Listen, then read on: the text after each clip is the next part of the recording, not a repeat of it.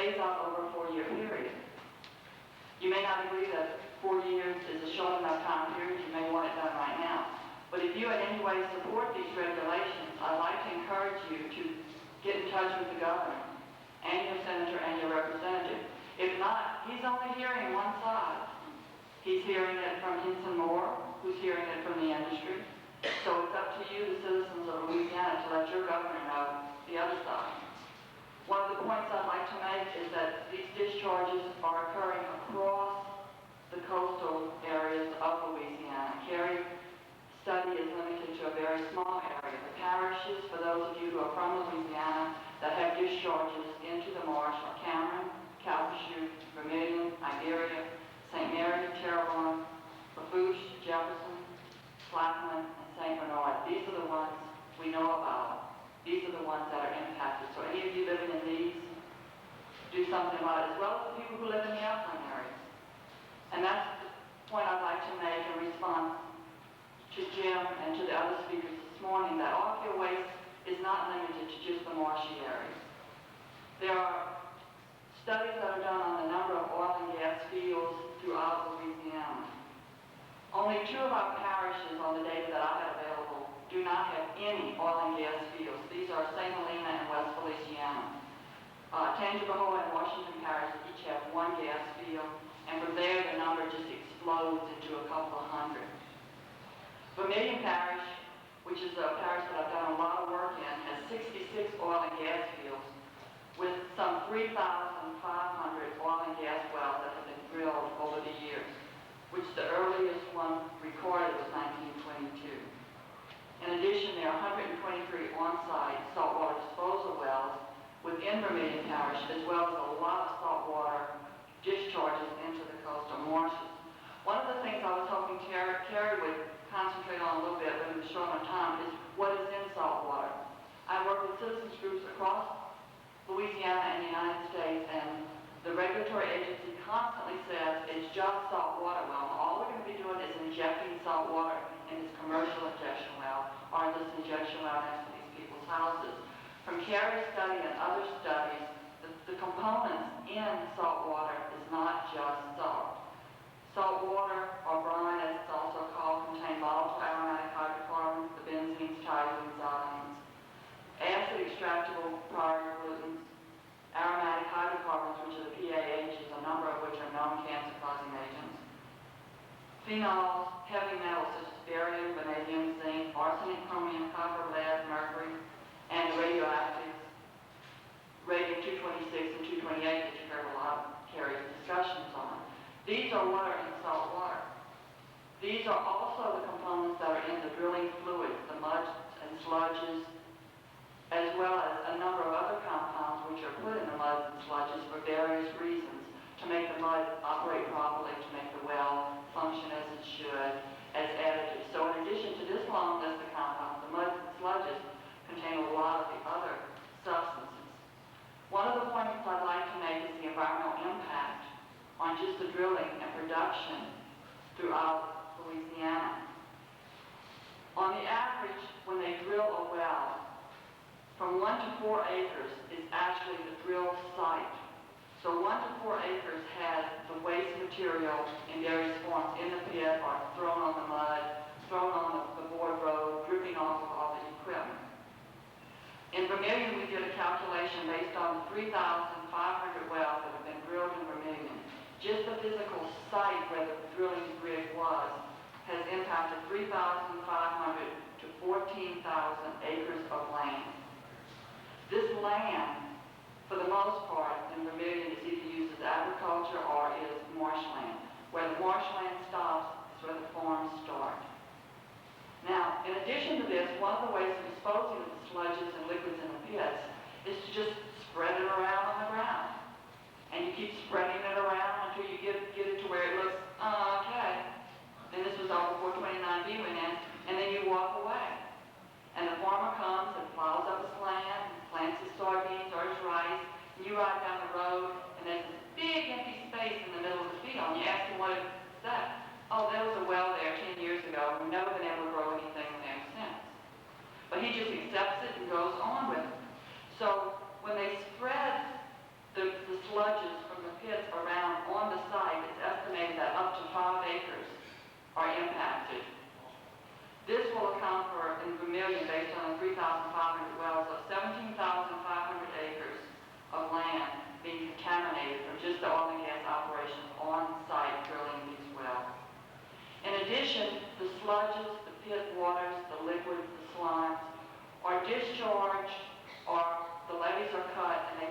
into the surface drainages. In a lot of Louisiana, the waters in the surface drainages are used to irrigate fields, are used to water cattle. A lot of the irrigation fields are crawfish ponds, rice ponds. It has been proven that the substances, the heavy metals and the organics that are in the sludges are discharged into the surface water. This water is picked up and put onto the fields, and the crops, the rice, the soybeans, the crawfish, pick up the components, the heavy metals and the organics, into the edible portions of these crops. The crops are then taken to the mill. There is no requirement that these crops be analyzed for any of these substances. So the crops are being impacted, but it's an unknown entity because no one has to look for these substances.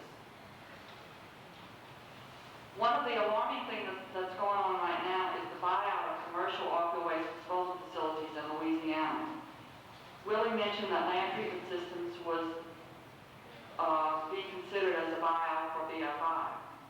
Mars Services, as Clara told you, has just been purchased by new owners. Campbell Wells in Jennings has been purchased by a company known as Sanafil. Reliable near Livonia, which is oilfield waste, land farm, injection well, and Reliable also has solid and industrial landfill permit, have been bought by Western Waste. Something is going on in the state of Louisiana that these commercial facilities are obviously a very hot item. One of the things Jim said was about the old facilities in Vermilion, that the misunderstanding was that they were permitted by the Office of Conservation. On one pad oil that is a Superfund and one Laverne disposal that's being considered the Superfund, the sign on the gate says this facility is regulated by the Office of Conservation. It may not be regulated under the existing regulations today, but that's what the sign on the gates said, and those signs are still hanging on the gates. Jim also told you about the manifest system. Sometimes we work against Jim, sometimes we work for Jim, and he was talking about not having enough citizen participation, and that's really true. The manifest system is supposed to work. In Vermilion Parish, one of the facilities that's on the Superfund list is known as Gulf Coast. Has a pit, the water's flowing out into the adjacent drainage, contaminated a nearby field where there's cattle, and it flows down where the crawfish ponds are. EPA came in and decided they had to do emergency remediation because the levee was in danger of breaking. So they had all this water to dispose of. They took the water to a Class 2 saltwater injection well.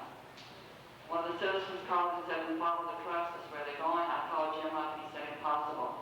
They couldn't get a generator running. There's no way they could manifest the waste, and there's no way that facility would accept the waste without manifest.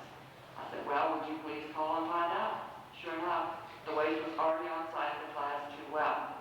So we have a lot of problems with the system we have, with the implementation of the system we have. And most of all, we have a tremendous amount of problems on the citizens finding out what is really going on within the agency and being able to respond to what's going on in their local community and provide input to the agency. Because without knowing what's happening, you can't provide them input. And we'll be standing there until my time is up. Just wondering if you got a few more good bites? If you have the opportunity to get one of those pages, and I'm sorry the governor's address is very light, please, I encourage you to write the governor and let him know your feelings. Also, recently we had a public hearing here in New Orleans that dealt with wetland laws or no net laws of wetlands. It was held by EPA out in Washington. I have some copies of the National Wildlife Federation's fact sheet on it. We're still in the public comment period. If any of you were not able to attend that public hearing and would like to comment on the laws of wetlands, I have the address where you can write. And after you hear Virginia this afternoon, you'll probably be standing in line for the address. Thank you.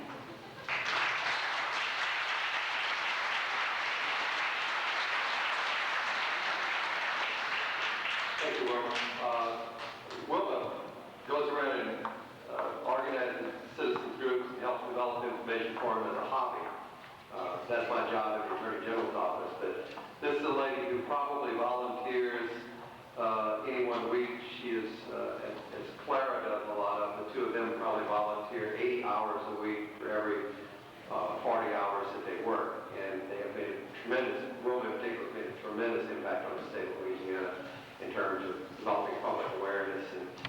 sites cleaned up and rattling the cages of state, local, and federal agencies. It's been a just wonderful experience working with it. We have a perspective on oil and gas, and Linda, are you here? Linda Taylor is actually one of the few people I don't have a whole lot of information on. She's an attorney with a bird watching group called the National Audubon Society. And and I guess she got involved in this because the Audubon Society is concerned that the birds out there are getting impacted by exposure to drilling and production waste. I did bring a couple of slides of cattle walking around in waste pits and birds that had fallen into some of these pits. But maybe Linda. Thank you. Thank you, Willie.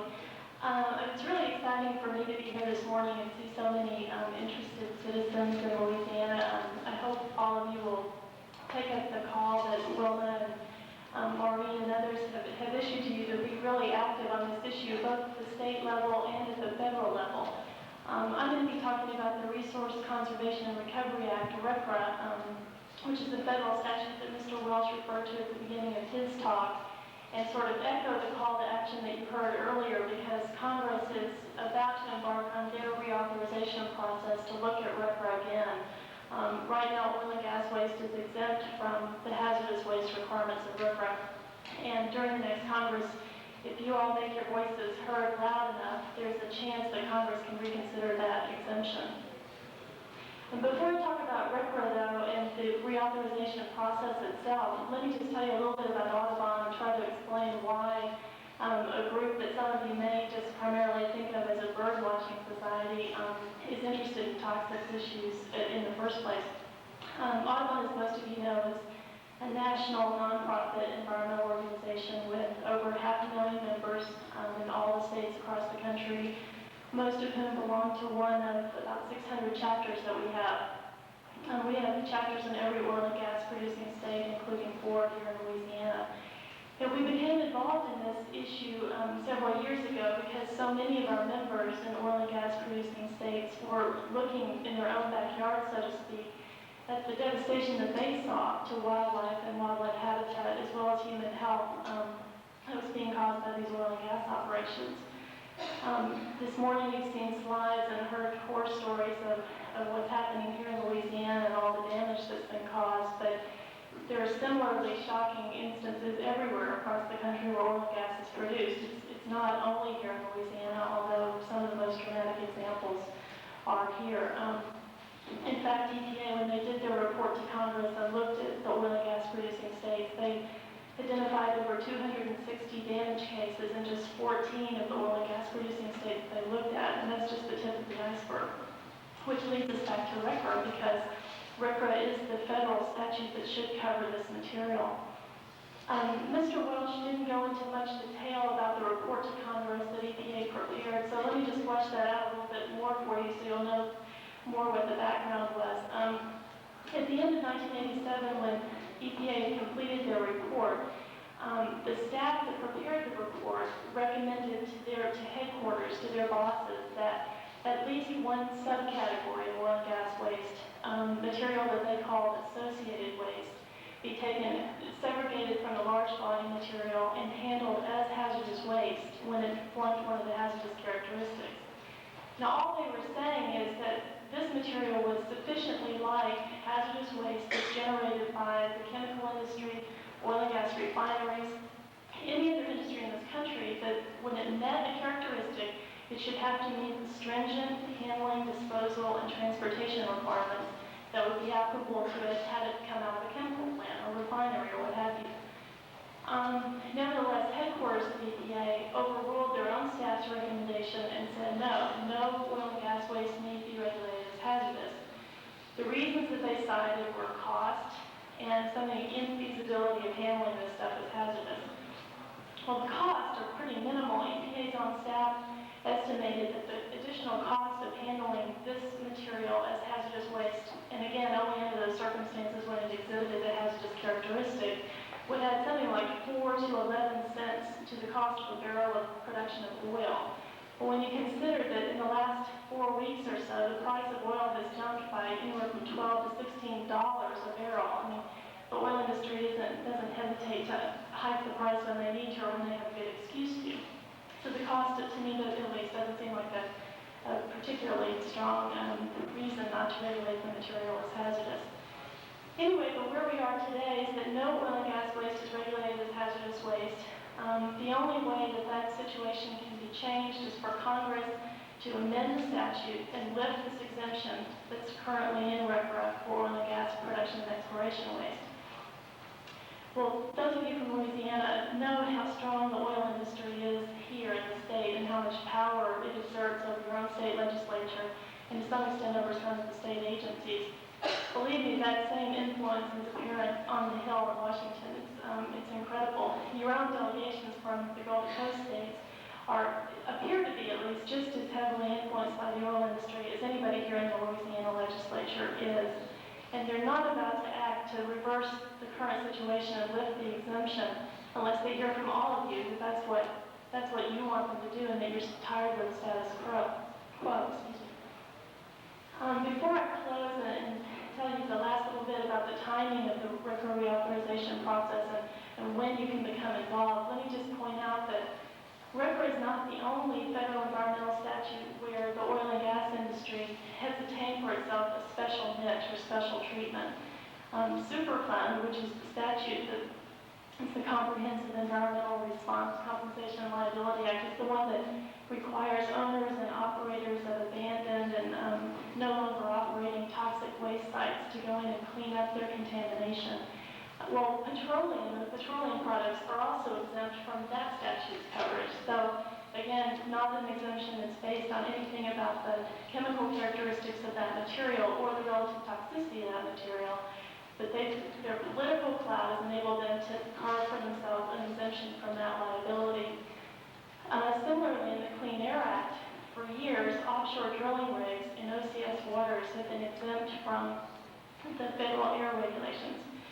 Well, right now, Congress is considering new Clean Air Act legislation, at which time they're trying to lift that exemption and remove it for offshore drilling rigs in OCS waters. However, your delegations, Louisiana, Texas, Mississippi, Alabama, and Georgia, have succeeded in removing OCS drilling off the coast of those states from the lift on the exemption. It's kind of hard to explain, but in other words, when the Clean Air Act is finally reauthorized, drilling off the coast of the rest of the country will be subject to applicable air regulations. Drilling off the Gulf Coast states will remain exempt. So again, the oil industry is very powerful in this part of the country and up on the Hill, and the only way that situation will change is if all of you make your views known. The timing for RCRA will be the next major environmental statute that Congress takes up when it's finished with the Clean Air Act authorization. It looks right now like it will either happen late in this Congress, although that's not too likely since this is an election year. More likely it will be early next year in the next Congress. The first place in Congress where the bill will be considered is the subcommittee in the House. The House committee that has jurisdiction over this is the Energy and Commerce Committee. And a subcommittee of that committee, called the Hazardous Materials and Transportation Committee, has initial jurisdiction. Representative Billy Tozan from the Homa area sits on that subcommittee, and he has a fair amount of power on that subcommittee. He's really looked to by other members of the subcommittee as a leader on oil and gas issues. So that's the first place to start. Mr. Tozan and others on that subcommittee need to hear from their own constituents that you're really sick of the situation, you're tired of the contamination and the wetlands loss that oil and gas operations have caused in this state and across the country, and you want to see something done differently about it. Later, the two senators from Louisiana, Breaux and presumably Johnston, if he's reelected in a couple of months, will also have a lot of power because they're both considered leaders on the oil and gas issues because they come from a big oil and gas producing state and they've got a fair amount of seniority in the Senate. So that's where we are. The bill, again, will come originally from the House, from the subcommittee in the House, and then go to full committee and then to the House floor. And something will be happening somewhat simultaneously in the Senate, but probably a little bit behind the House activity. And that's really it. I just want to reiterate that we're really up against a very, very strong, powerful lobby, a lot of money for advertising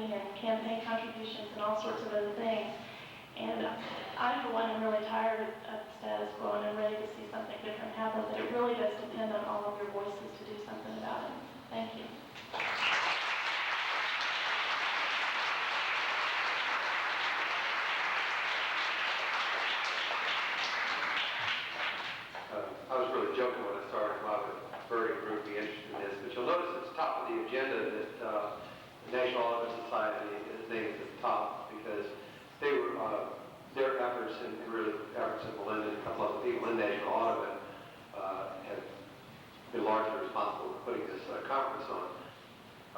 Our next speaker is with the Environmental Protection Agency, Bill Ferretti, and he is currently chief of Special Waste Branch in the Office of Solid Waste, and been with EPA about 13 years, working on a great variety of waste issues, and is currently responsible for projects dealing with mining waste management and oil and gas exploration and production waste. So we're going to hear about this from a federal EPA perspective. Bill, or Bob. Thank you. I need a kicker. Thanks, Joe. Okay, let me start by emphasizing a point that Melinda made, and that is that the exemptions that exist, particularly under the Resource Conservation Recovery Act for oil and gas exploration production waste, are congressional exemptions. Okay. Yes, EPA was charged in 1980 when Congress stated very clearly in RCRA that E&P waste from oil and gas would have this exemption from management under Subtitle C, i.e. as hazardous waste. Not only, and then they said, okay, EPA, you go ahead and study exploration production waste and report back to us your conclusions, and then make a regulatory determination as to whether these wastes should be regulated under Subtitle C. Then they went an additional step, and they said, but if you say that any of these wastes should be regulated under Subtitle C, we'll make the call. Okay? You tell us, and before you do anything about it, we will reconsider that. Okay? And that's what the statute says. It's very unusual. We don't have anything like it under RCRA whatsoever. In fact, the similar amendments to that oil and gas exemption, so-called bevel exclusion for mining waste and a few other wastes, don't have that additional step of us, EPA, after we make our regulatory determination of going back to Congress, and then really Congress deciding whether they agree or not. Okay? So clearly this is indeed, as we all know, a very, very powerful industry, and the legislation itself has quite a few checks for this industry in. As has been stated, our decision back in July of 1988 regarding exploration and production waste was that regulation under Subtitle C as hazardous waste was not warranted. We made that decision for the very large volume of produced water, the muds and cuttings, as well as the smaller volume, so-called associated waste, okay, which is a very diverse, really a very diverse group of waste, but we have used that term to cover everything else other than very large volumes. Okay, what we said in that regulatory determination, in addition to saying that Subtitle C was not warranted, and yes, there was some disagreement as it went up the chain within EPA. It was a controversial decision, no question about it, but that's not unusual, I don't think, quite frankly, that at certain levels one decision is recommended or one recommendation is made, and then other avenues are chosen at higher levels. That's what those politicians are paid for. What we said in that regulatory determination in July 88 in terms of our follow-up actions are several things, really three things. Number one, we said that we were going to, we recognized that there were some problems, definitely problems with implementation, particularly implementation of state programs. We did recognize that in a number of areas, state regulations seem to provide adequate authorities to manage some of these wastes correctly. But implementation in particular was an area that was very inconsistent. And we said that we would, as follow-on to this determination, work with the states to improve their existing programs.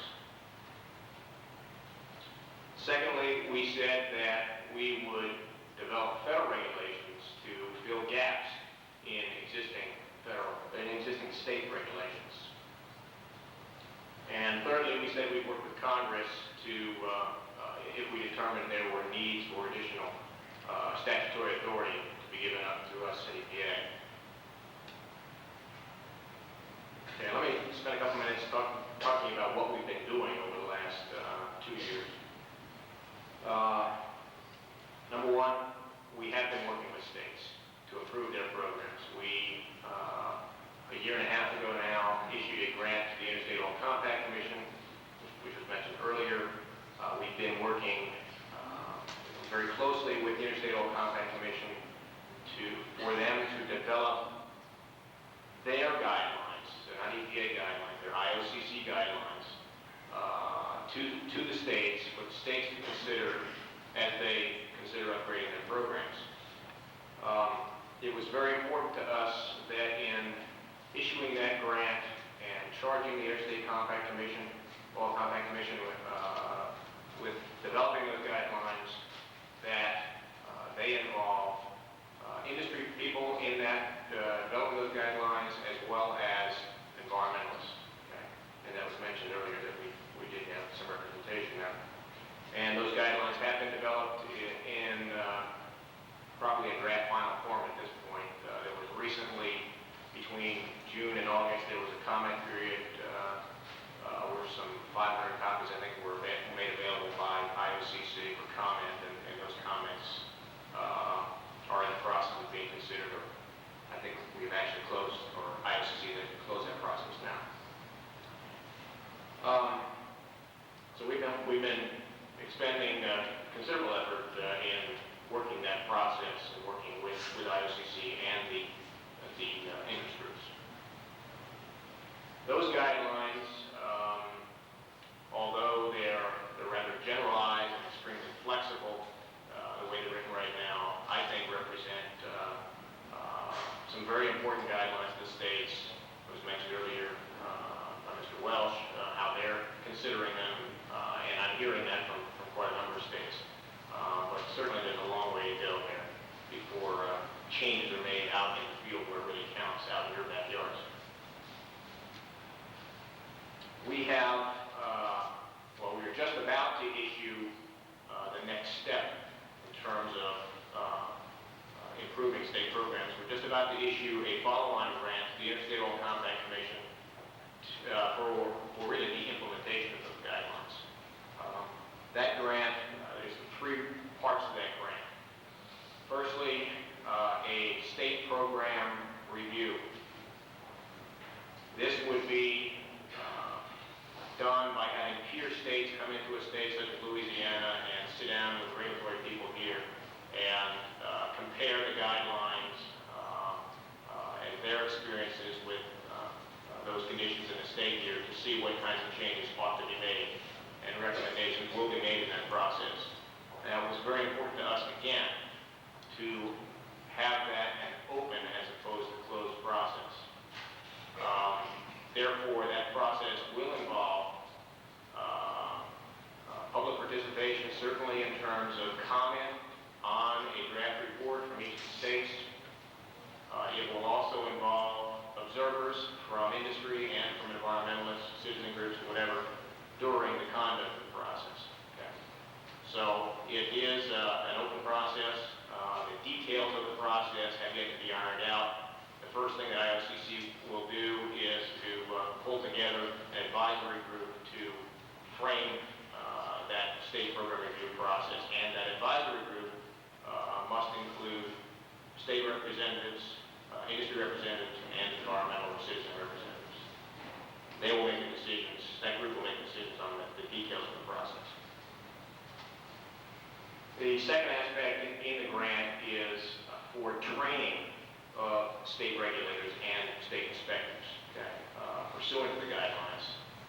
There is a great need for a better trained state workforce, particularly inspectors. That's what we have seen. The third aspect of this grant is the development of a publicly accessible database, computerized database on the status of state programs. Again, actually all 3 of these pieces of this new grant, there will be advisory committees set up to scope the thing to start with from all areas of interest, industry, environmentalists, and of course state organizations as well.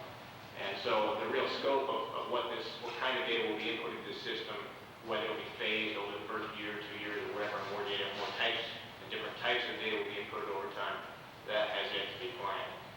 This grant should be issued by the end of this month, I think September.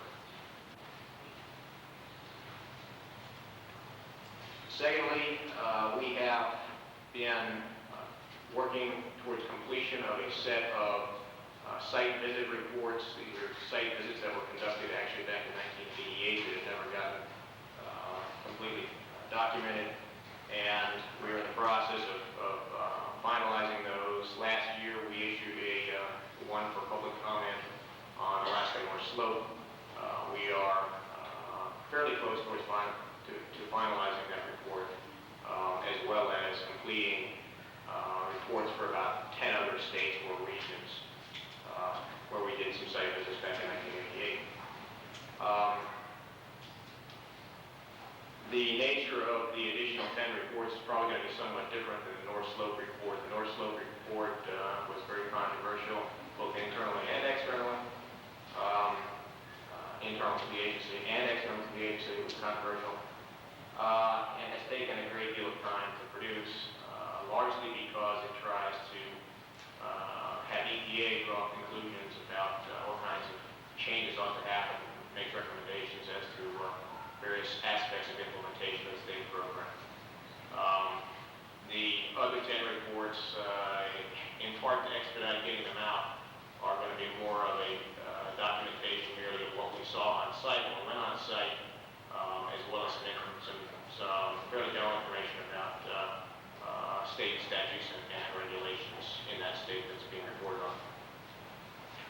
So we won't have the assessment of the adequacy of the program so much in the other reports. I believe we will be wrapping up virtually all of those reports by the end of this year. Also, we have, as has been mentioned, as I'm sure you're all aware, we've been working towards setting up the conference, which is occurring next week, which we hope will serve as to disseminate considerable information to international attendees, to all of us, national and international, related to E&P waste management. We have fairly recently begun pulling together what we know about associated waste.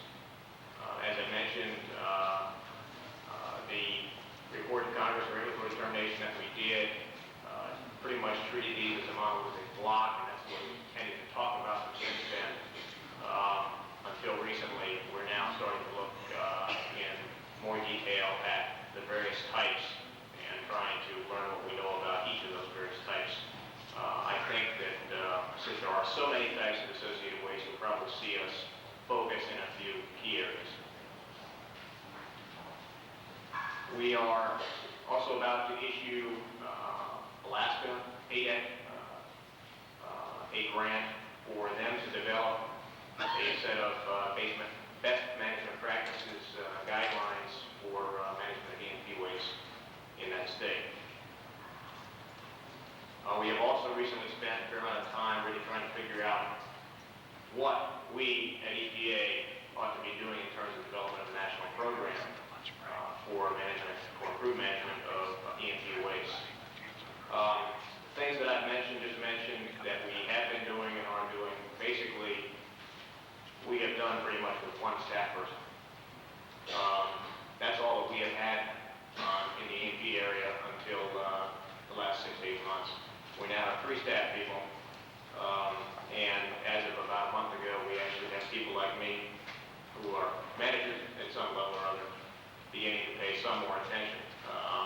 We have been really dedicated towards other activities for the most part, particularly in the mining area. What are we likely to do? Number one, we're not likely to revisit the regulatory determination that we made back in July of 1988. Remember, any EPA determination that we make, even if we were to change it in some way, it's Congress who makes the call on it. It has to go back to them. It is not us, so I don't think you're It was a very controversial decision. We don't want to get into it again. In addition, it is the belief of many of us at EPA that in those areas, and for those wastes in the E&P area that need stringent regulation, that we can accomplish much of that through subtitle D of RCRA as opposed to subtitle C, particularly under current legislation in the technical area. Okay, not so much in the EPA oversight area. We don't have authority to implement subtitle D standards. EPA is really the state implementation. But in terms of technical standards, we can write under current authority quite a bit, and we can go quite far in terms of stringency.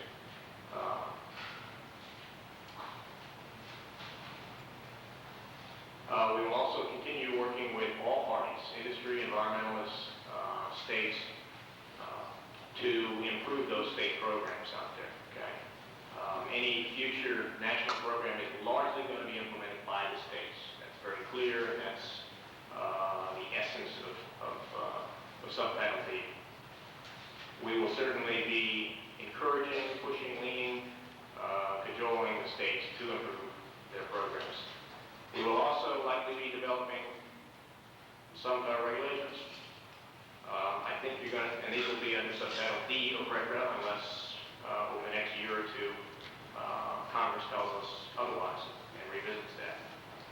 I think it's likely you're going to see us focus in the following areas: commercial and centralized facilities.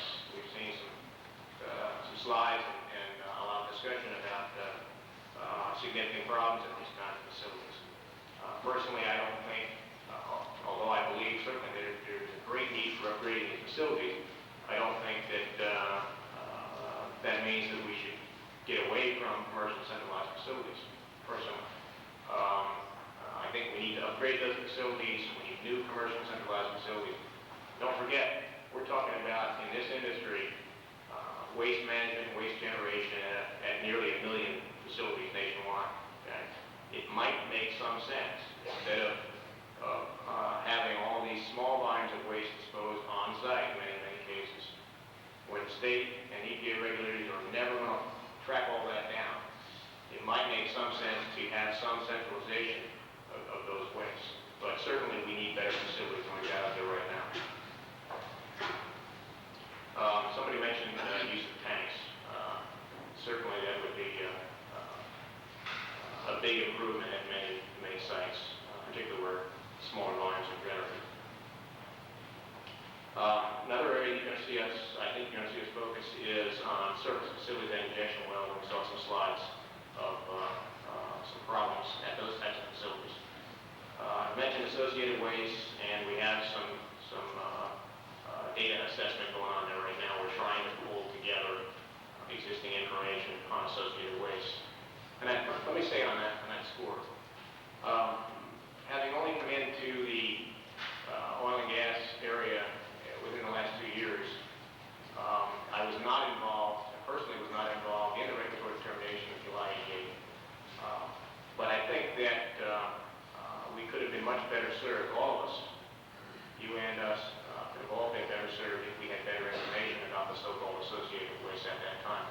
I think even today we have relatively poor information about the characteristics and management practices of these wastes. The other area is the radionuclides. I think you're definitely going to see us focus in that area and trying to get our hands on as much information as possible in that area. And let me mention, there is a session, and I'm not sure what evening, it's an evening session. There is a session in the conference next week that will deal with NORM, naturally occurring radioactive materials in E&P waste. And that is an open session, although there have been invitees that are the principal panel members, I guess, but it is an open session, so you might want to, for those of you that are attending next week's conference, I want to look at that. I think it is quite possible that sometime next year, perhaps mid-next year, we will attempt to put something out for consideration pertaining to a national program on E&P waste. I I don't know if you want to call it straw man rule or something like that, but I think that, and that is likely to contain a mix of federal state responsibilities. But that would be merely a think piece document for consideration. Where's record reauthorization going real quickly? Number one, it's going very slowly. A year ago, if we were here, we would have said, well, we think record is going to be reauthorized this year. It hasn't happened. In fact, not only is it not going to happen at the earliest next year, we're hearing things at EPA that it might not even happen until 1992. Okay, the process would start earlier, but you wouldn't have reauthorization of record until 1992. So that is also very possible. Certainly, oil and gas E&P issues are going to be hotly debated in the context of reauthorization, particularly pertaining to the so-called associated waste, since that was a more controversial decision by EPA.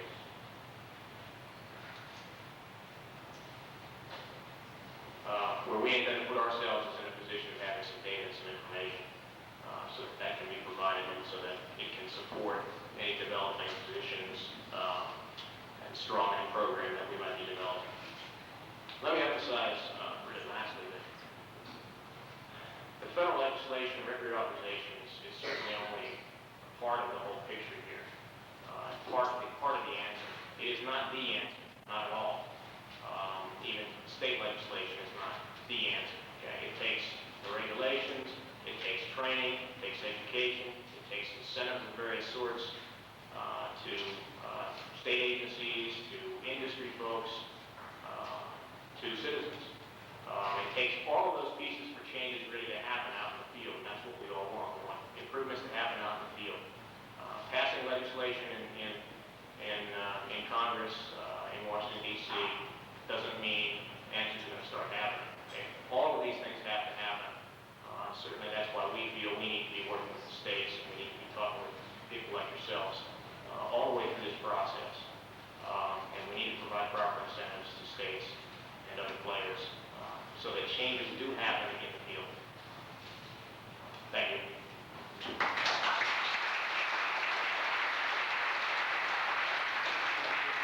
Thanks, Bob. A couple of quick announcements and then to the most important part, which is getting lunch, I guess.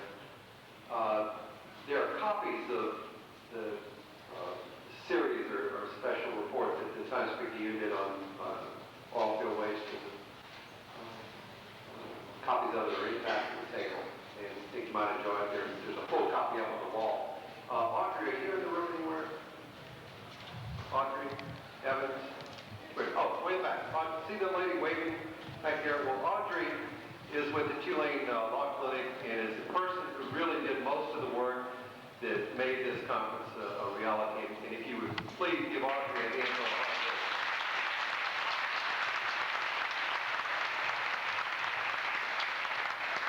part of that was I got a call last night at about 10 o'clock that whoever was supposed to pick up the rolls this morning, somehow we got a business called Burger Time in Baton Rouge to donate the cinnamon rolls this morning. And I got a call at 10 o'clock that could I pick up the rolls? And one of the places is right near my home. But it ended up, there were 3 different Burger Time places cooking rolls for us this morning. One 2 blocks or 5 blocks from our house, one several miles away, and one several miles in another direction. And I had volunteered to pick up a professor from LSU several miles in the other way. So my wife and I were running around this morning picking up rolls. But anyway, one of those little things. So that's neat.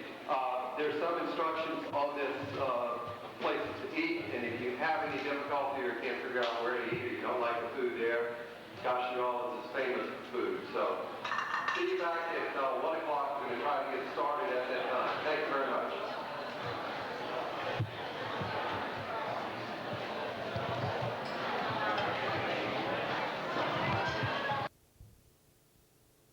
Well, this young applicant may say it's not a wetland, but we've counted quite a few alligators, nutria, muskrat, and other wetland species out there. And he's able to use the research he's developing out at Rainey to go beyond Rainey and help folks in the local area deal with serious environmental problems. Do we want to take a break now or just continue on? What do you? Short break, okay. Take a short break, don't be long, about 30 seconds, and then we'll come back. No, a little longer. Thank you.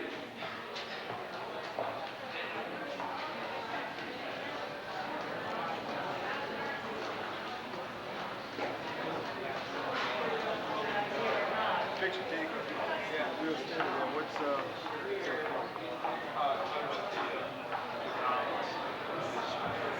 oh, they're on record. And for those of you who are thinking of leaving, the music at the end of the conference will take place, and there are refreshments and things that will be provided at that. So it's right off the start. Hello, everybody outside. Come on in. Okay. Can I have your attention, please? Hello? Hello? Have your attention. Thank you.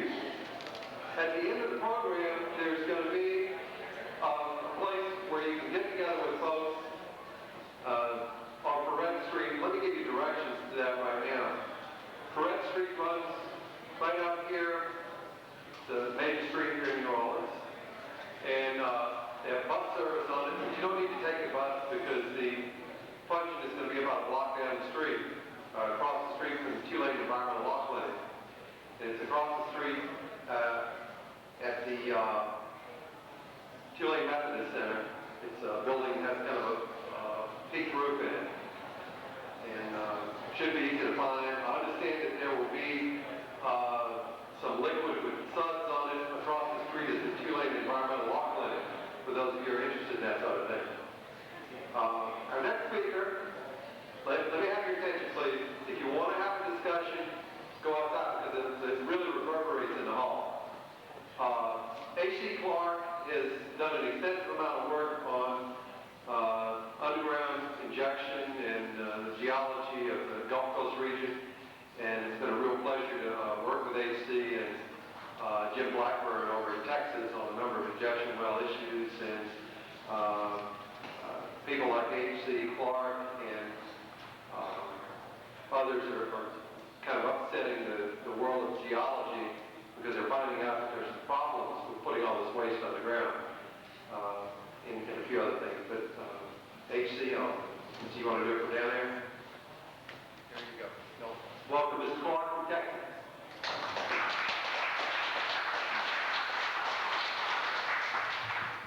Well, I'm a geologist. I teach geology at Rice University, and I think more importantly this last year I've been able to, through a bit of my good fortune and bad fortune on the part of the FDIC, get the farm of my dreams up in Limestone County, Texas, so I'm twice possessed with regard to people dumping things, waste in a rural environment.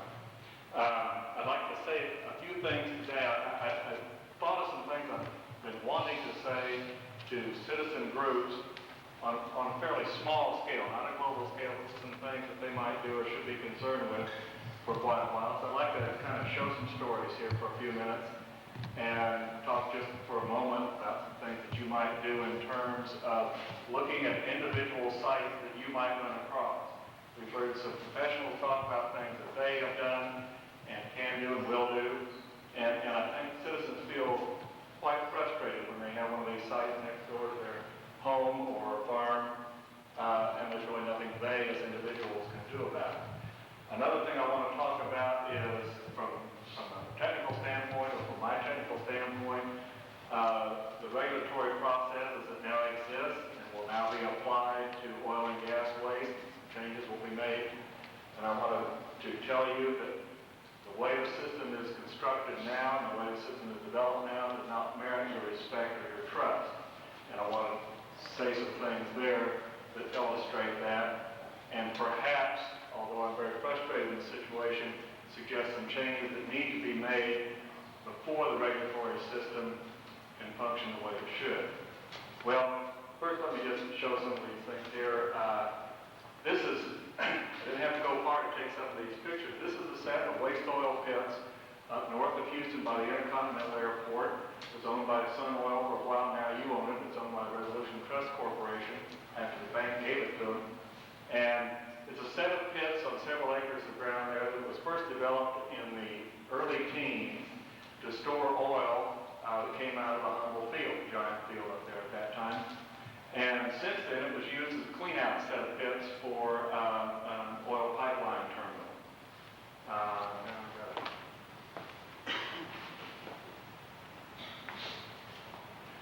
So that's sludge, and we've heard some people talk about the problem associated with that. Another one of those pits, these were wood-lined and wood-topped at one time. My concern, and it's been very interesting today to hear people talk about the infiltration, so to speak, of chemicals into the near surface sediments, and in my concern, their eventual movement down into the groundwater system. This is a pretty neat slide. You see a monitor well in the background. In the foreground on the right, you see the dike surrounding one of these pits. This thing was filled in the early teens, and it's still oozing tar out from under the pit itself. You can see the heavy fraction here in the foreground, monitor well in the background. And the situation that exists in simple groundwater geology terms is that over the years you've had the waste streaming from the pits down through the near surface clays, and don't let people tell you that those clays are impermeable. Over a period of time, and through various secondary features, they can be quite permeable. So the simple concept of clay lining that we heard criticized a few minutes ago does not work, has not worked, and leads to the eventual movement of the heavy fraction of these oils into the near surface, and then the light fraction down into the groundwater. The yellow line across there represents movement of the groundwater affected by oil out and away from the pit. And what we found when we drilled monitor wells around that pit was just that situation. You could simply drill the well, look at the groundwater, and floating on top of the groundwater, you had anywhere from a quarter to a half inch of very light grade oil that had continued to move down into the system and out from the system over the years. And that, I think, may represent an ultimate problem here for a number of these pits after they're closed. In fact, I'd be really careful about the procedure of closure without looking at the groundwater system involved. In this case, the Revolution Trust Corporation tried to close their pit with a backhoe, and you can see that all they've done here is dig a trench out. So this whole system of pits is now interlaced with backhoe cuts to try to get the things to drain. Here's another set of pits immediately across the road. This is taken from a map made in the early teens, showing a series of the pits up in the Humboldt area, right across the road from this set. Now, one of the things that you see with oil and gas waste areas that we talked about today is that once an oil and gas waste area, forever dammed. And so a lot of the land that has been affected in this way is never reclaimed, and in fact, it's oftentimes turned over to the next lower use as a result of its original contamination with simple oil and gas waste. Okay, in this case, this set of pits was underlaid by a series of sands and clays. That's just a simple soil boring cross-section there. And it was then occupied, or is now occupied, by Waste Management Corporation landfill. And the problem in this situation is that, for one, they have a lot of problems with reclaiming the hydrocarbons or removing the hydrocarbons from those pits because they moved down into the near-surface groundwater regime. The second thing that happened was there was a lot of near-surface groundwater in that area, and at the time we said that you will not be able to build a constructive deep landfill here because you get liner bursts from this, from the effect of the near-surface groundwater. In this case, or in this picture, you see a monitor well in the foreground, you see the landfill mountain there in the background, and as you look closely, you see where the homes used to be that surrounded this landfill. They've all been removed.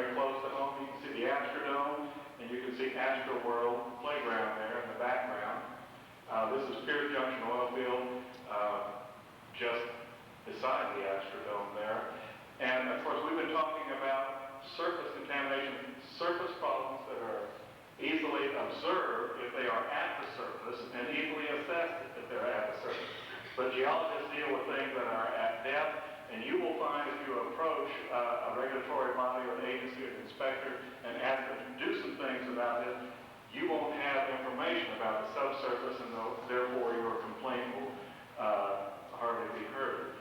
Let's just take a look at a couple of things that you would look at here that might be associated with oil and gas waste involved in the shallow subsurface. One, many of the wells that we talked about today, and even recently constructed wells. Many wells are old, recently constructed wells have problems as well. In our examinations of the various injection well no migration petitions over the last year, find just dozens and dozens of problems, as you expect with wells. You're putting a well into a very corrosive environment, you're injecting or withdrawing fluids that are involved in that corrosive environment. The parts wear out, the parts corrode, the parts break, cement jobs crack. There are lots of avenues for associated waste that then make its way to the surface and re-enter the groundwater system, if not the surface system itself. Not a difficult thing to realize, and in fact, it's a very common situation, and it's an often repaired situation. Now, this isn't an example of horizontal drilling, but it's the only way I can get this slide in here. This is the Seacoast well here in Louisiana. It's a converted gas well. You don't have to see much about this well. You don't have to see the details here, except to note that there are a bunch of numbers associated with that well. There's just a cross-section I happen to have. And you just need to see that the list of things that have been done to that well over on the right side is real long. A typical well, typical problems, not just from the inside of the well and the operation of the injection itself or the previous gas operation, but from the outside of the well as well. Because anytime you take a well that's protected simply by a mud screen here or a mud sheet, and subject it to a water section, you have the opportunity there for corrosion and subsequent problems. Now, from a very simplistic standpoint, one of the things that people are always asking and calling up about is how can we take a sample? How can we look at ourselves or take materials ourselves that we might subsequently use in evaluation of an oil and gas or hazardous waste contamination problem? The sampling part is no problem at all. You just have to be clean, read some things about how to do the sampling, and then go to Home Depot, get yourself a steel tube, go to the muffler shop and get a steel tube, clean it, go back to Home Depot, get a plumbing stopper, a test stopper for a drainage system. They cost $3. Put that in there. Don't put it in yet. Shove the tube in the ground, shove the tube in the soil or sediment area that you want to take a soil sample from. Put the suction cap in there, pull the whole thing back out of the ground, and you have the sample, no problem. Another thing that you can do in order to take a water sample, particularly in a case where you have a free phase floating layer of oil, which in our case is important, is simply get a clear plastic tube. I saw that at Home Depot. I don't work for Home Depot. I saw that at Home Depot as well in the form of one of these giant rain gauges. All you need then is a reducer, and you look there in the plumbing section for 50 cents, you've got a reducer, has a little round area, a marble. You drop that thing down in the well, water comes up in the tube, you carefully pull it back up, and you have a sample of the free phase. And so anyway, I thought I'd just throw that in. Perhaps Wilma would have some comments to make later about the appropriateness of then taking those samples and having tested. We get calls all the time about the test, and the test that you would do to something like this to repeat the results that have been presented here today are oftentimes extremely expensive, and if you get those tests done, you're challenged immediately, and you may well have wasted your money. So I'd like to hear some ideas about what might be done in testing the samples that you might take in an area like this. Another thing that I think might work is that disturbance to near-surface underground systems involving groundwater oftentimes show up as electrical anomalies. Everything that we saw this morning was modifying metal content of near-surface sediment. If you simply make a transect across a suspected contaminated area with a $20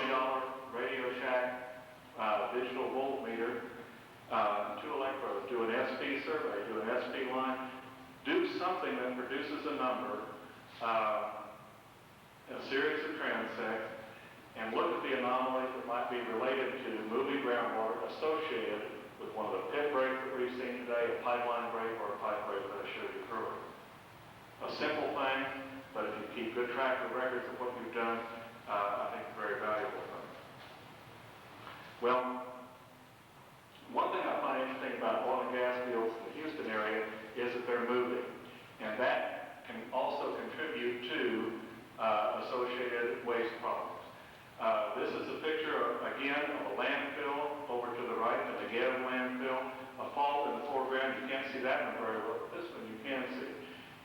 The production of oil and gas from this field has resulted in subsidence and surface faulting.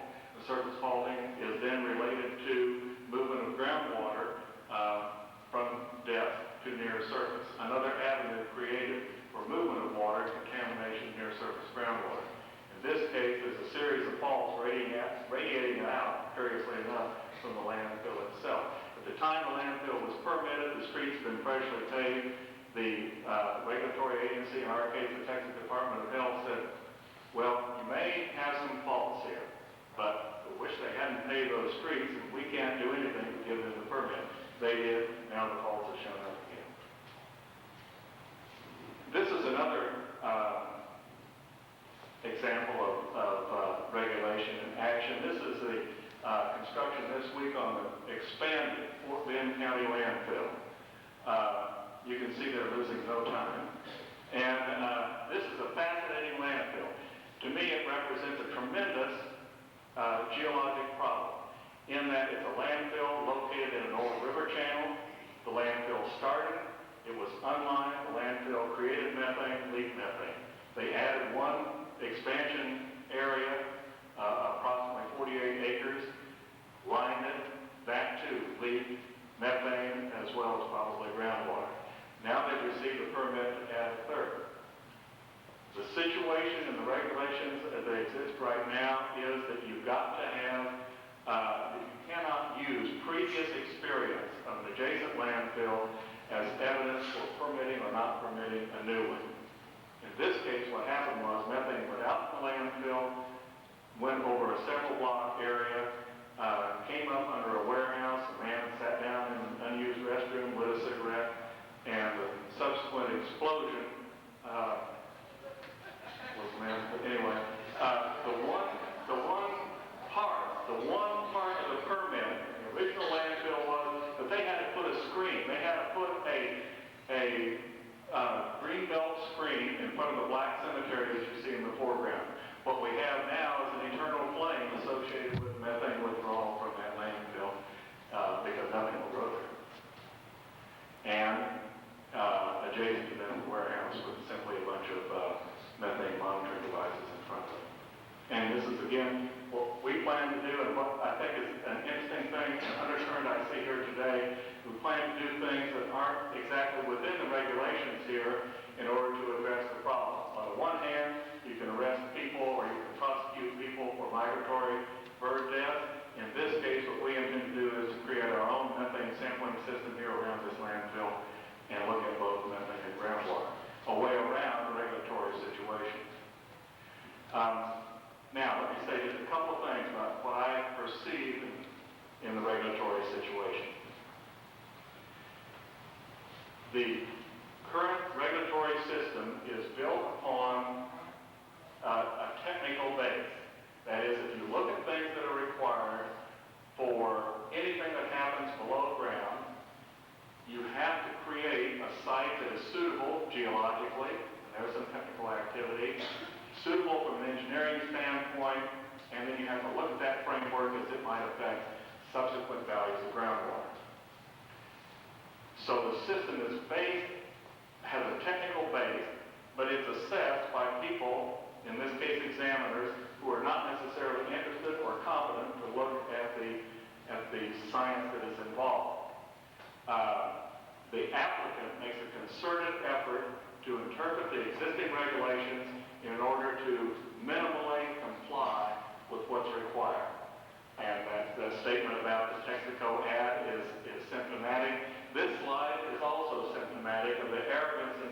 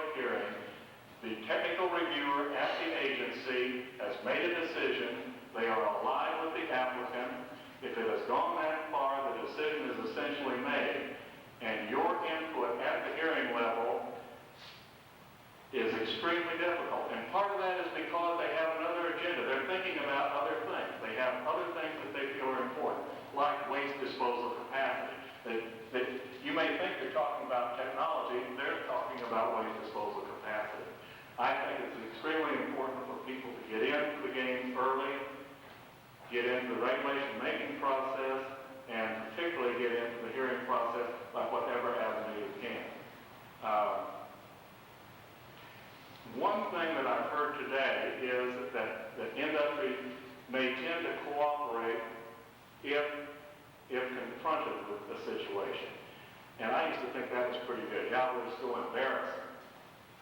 You can't embarrass these people. Last week, we've got a land farm down in Sweeney, Texas.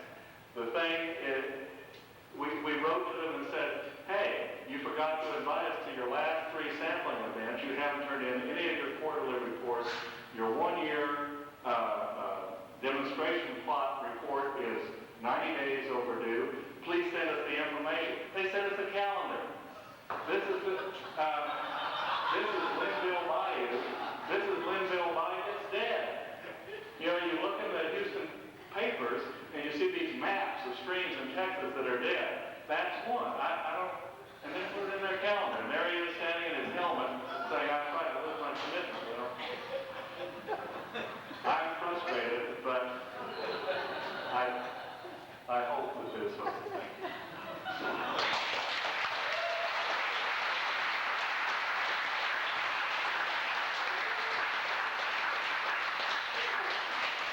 Well, if HC is frustrated, then he's at the right conference.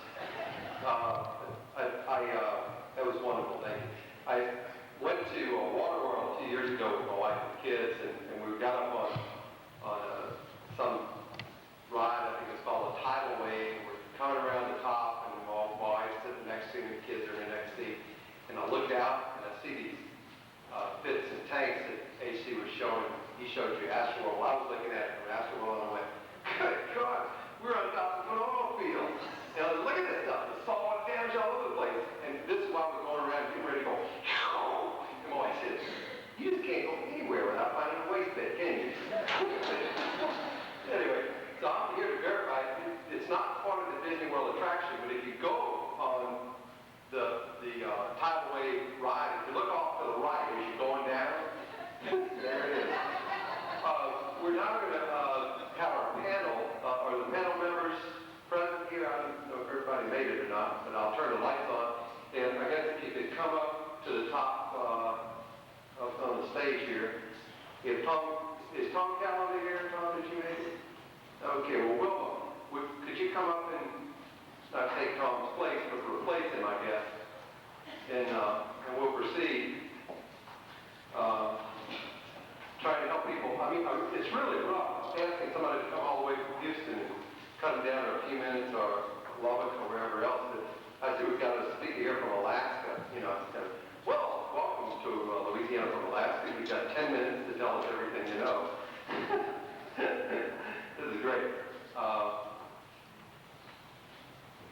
Hold on. Let me get a couple more chairs. No? Sure? I can sit on the table or down. Who wants to go first? Let me go ahead and go first. I'm nervous enough to do It's the most nervous person who's going to go first. Okay. Just go ahead and introduce yourself.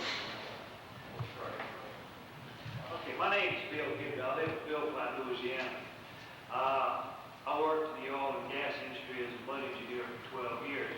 I left there approximately 4 years ago and got my master's in environmental science and president now of an environmental consultant. As you may be able to tell from my accent, I'm a Cajun. I'm more comfortable in French, so if you can all speak French, I'll give you this presentation in French because I'm more comfortable with that. Everybody speak French? Okay. Well, if you can give us about 10 minutes, we'll give everybody 10 minutes and then let y'all go back and forth a little bit, pick up anything we've missed, and then open up the questions. okay, basically, since I spent 12 years in the oil and gas industry, I'm going to kind of give you an overview of standard operating procedures in the oil and gas industry. Since I know generally what they've done in the past and what they still do.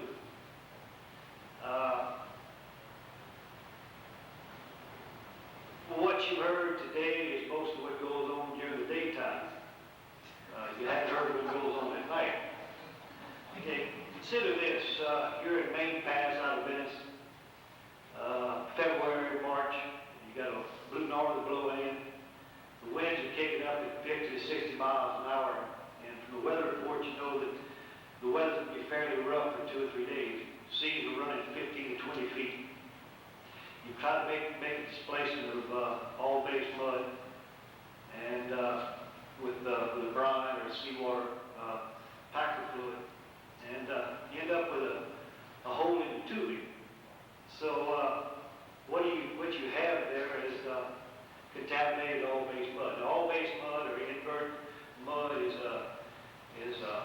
diesel-based drilling fluid they use for packing fluids and some drilling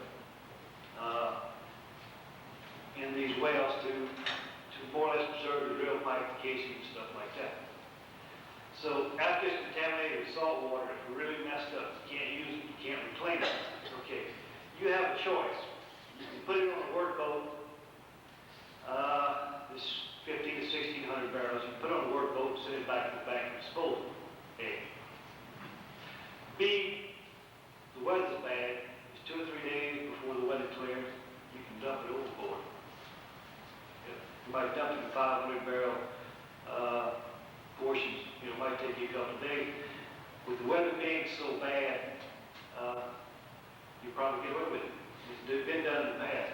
In 1980, I was on a platform out of Maine Pass, Louisiana, with 1,600 barrels. I was faced with that situation and told me to dump it. I refused. They told me if I didn't dump it, I'd be run off. I said, good, I'm waiting for you at the bank, the Coast Guard. It's going to get to the bank sooner or later. Well, I stayed with the rig and got the mud back in the bank. But I never worked for that company again. I've talked to a friend of mine, first one, they've gotten better. Not all companies are like that, but you have a lot of them like that. On some of these drilling rigs, have you ever thought what happens to the oil? They change the motor oil, the hydraulic oil, the ethylene glycols, the paints, the solvents, and everything else that goes to maintain the rig? Well, you have different options. You can send it to the bank and dispose of it. You can dump them overboard, or you can dump the drilling fluids. The drilling fluids are sent in, they're disposed of in non-hazardous, or they're considered as non-hazardous substances. So you have oils, solvents, paints, paint thinner, such as that. Another standard operating procedure in chrome or lignite sulfonate muds, which is a common mud that's been used in the last 15 or 20 years, is running 5 to 7% diesel in these drilling fluids. Okay, 5 to 7%. The concentration of diesel in these drilling fluids, there's no sheen. This stuff goes overboard. If you get over that 7%, you start getting sheen. In most drilling operations, if you run a retard, you can find 5 to 7% diesel. What it does, it helps prevent sticking to the drill pipe, and it makes the hole fairly slick. That's standard operating procedure. Disposal of these oil-based drilling fluids has been a problem for the oil field here in the last few years. It's expensive. I had an occasion here 2 or 3 months ago to do a site assessment for some people that wanted to buy a piece of property. There was an old service station there, and they were concerned about the underground storage tank. So I went out there and I said, I'll check it out and see what, if it was closed, and I'll check the records. So I decided to crack open the tank and say, I knew there was something in the tank, so I cracked open the tanks, and they were full. It wasn't gasoline, it wasn't diesel. It was all-based drilling fluids. Somebody had disposed of those all-based drilling fluids in an abandoned service station tank. 2 weeks ago, talking about Texaco, Chico State Park, which is my backyard, very beautiful place. I spend a whole lot of time hiking through there. I love the area. But I came across 2 small lakes, and as I kicked around, I found evidence there was an old drilling site, an old production site. So I went back to the park manager. I asked him, I said, what's going on back there? And he said, he didn't know anything about it. So I started checking around. Well, these 2 pits were abandoned by Texaco. So last week, the guy from the Department of Conservation met with me and Jim Robinson, with the park superintendent of Chico State Park, and went out there and they made a report, and it looks like Texaco's going to have to clean it up, hopefully. The key, the oil industry thinks that they're doing you a favor. I'm made a living in the oil industry, I made a good living. I don't do it anymore, but I saw things when I worked offshore, when I worked in the marshes that I didn't like. My playground is south of Maine. I hunt the marshes and fish the marshes from the Sabi River to the Mississippi River. I've seen things go on that I don't like. My marshes are dying. For you to do something, well, being here shows that you want to do something.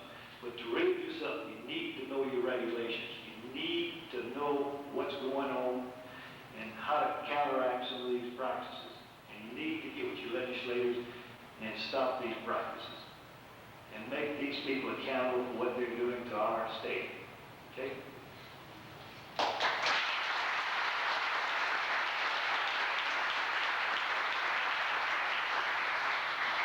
Thank you, Bill.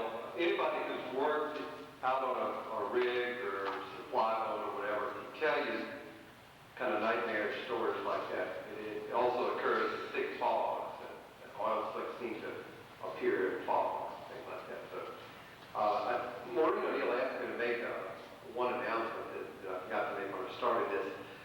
If you're interested in looking at Kerry St. Pay's report, the Department of Environmental Quality report that Kerry talked about, they are available, or at least you can see them at all public libraries and university libraries in South and coastal Louisiana. So they are accessible. It's a fairly thick report apparently, with drawing and things. So I don't know how to take a good copy, but at least you can observe one. Who's going to go next? Okay. Patty Saunders, I've not met before for sure. But a couple of years ago, Attorney General Gus sent a letter to Congress urging the congressional delegation from Louisiana to oppose drilling in the North Slope of Alaska. And I think he may have been the only Attorney General of the United States to do that. The reason he did it is that he talked about the impact that the oil industry had had on coastal Louisiana, the recalcitrance which they have approached it, the number of damage cases that have been identified in both Alaska and Louisiana. And in fact, the oil industry had made all sorts of assurances that they would never, ever, ever destroy the tundra in Alaska if they could drill up there. If you go up to Alaska, which I've never done, there's just some real horror stories. It looks like Thibodeau and Mambu and Bill Platt, Lubbock, and Astroworld. So with that, I'll turn it over to Well, I've never been to New Orleans. In fact, I've never been to Louisiana before, and I'd like to say it's too damn hot.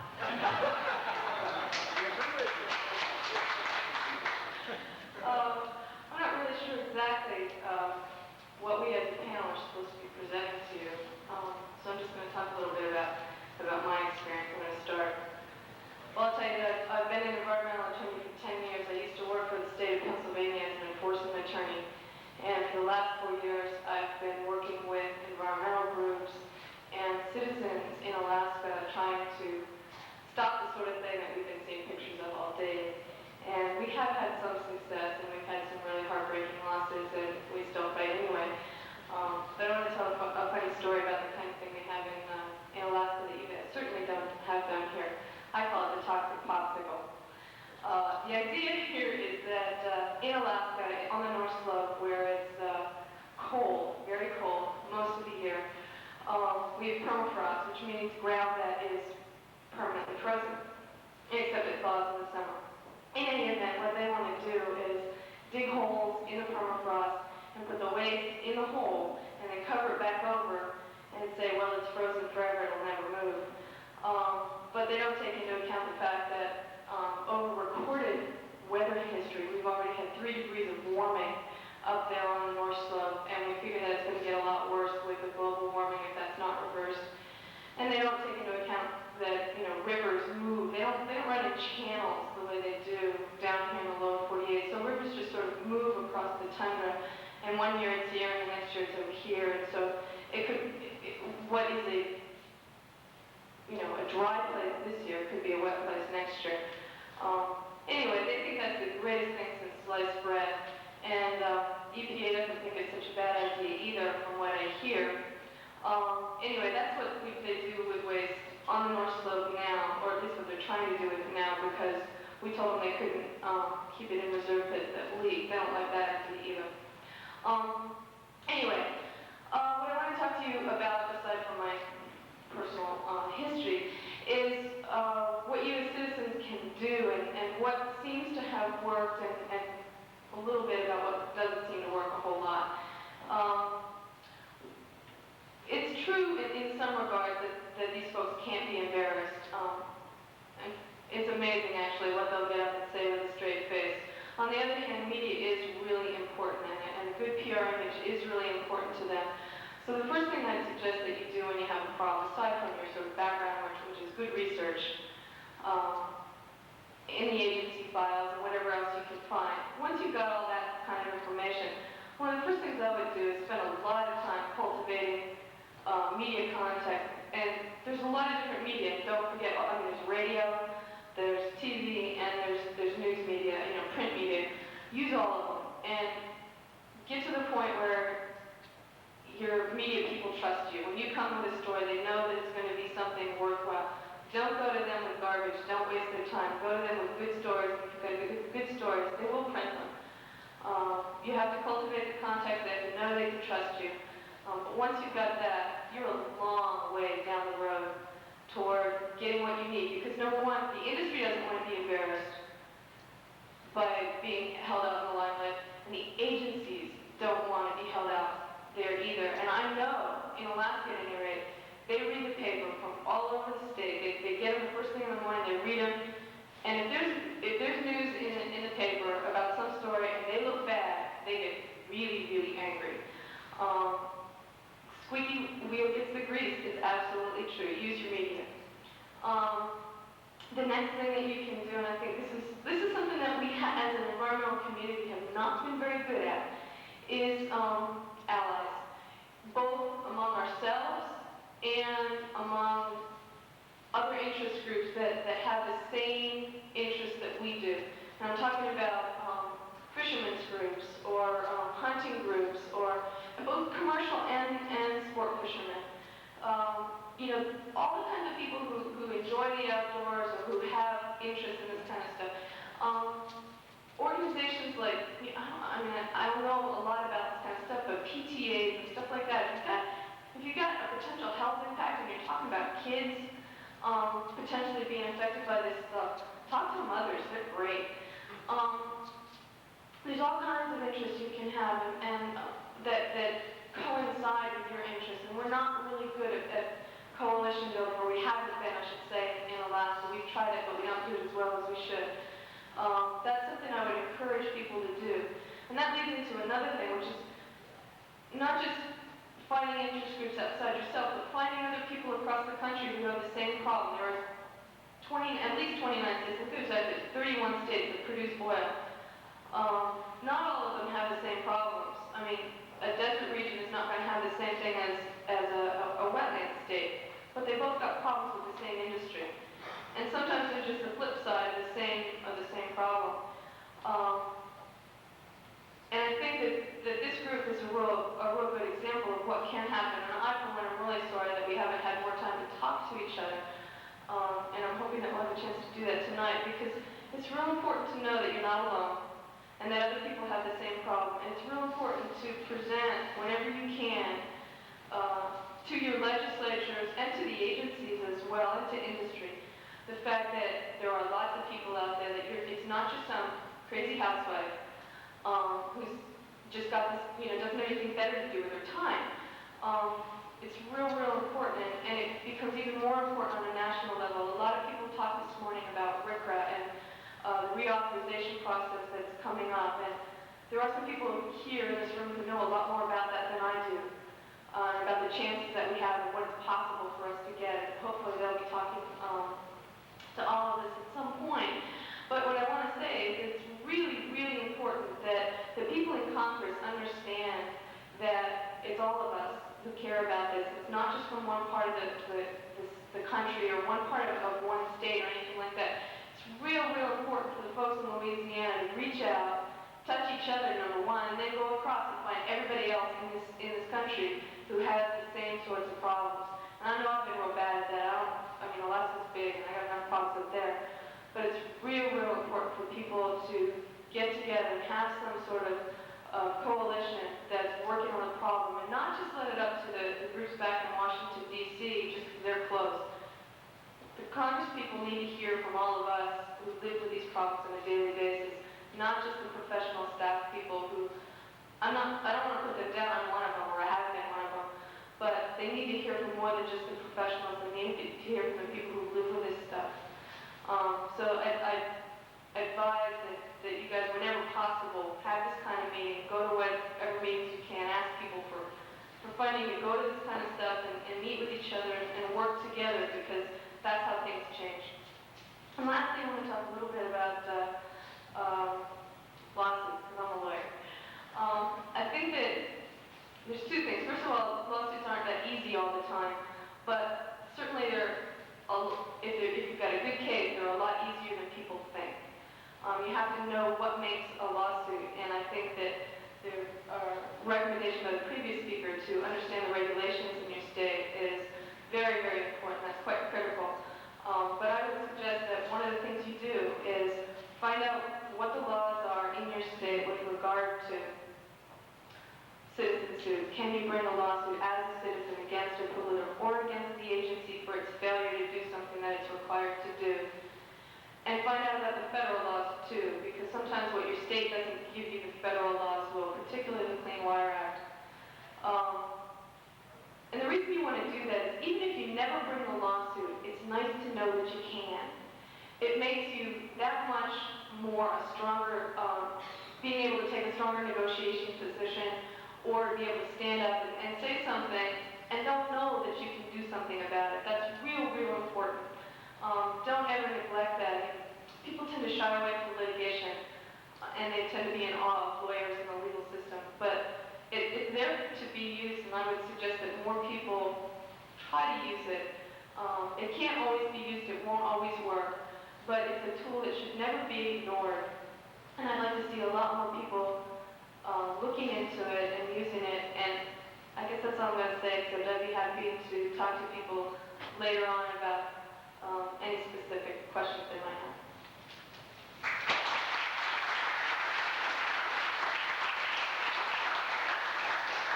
Thank you, Patty. The group that she represents in Alaska is not a very large group, but they have been instrumental at the national level as well as the local level.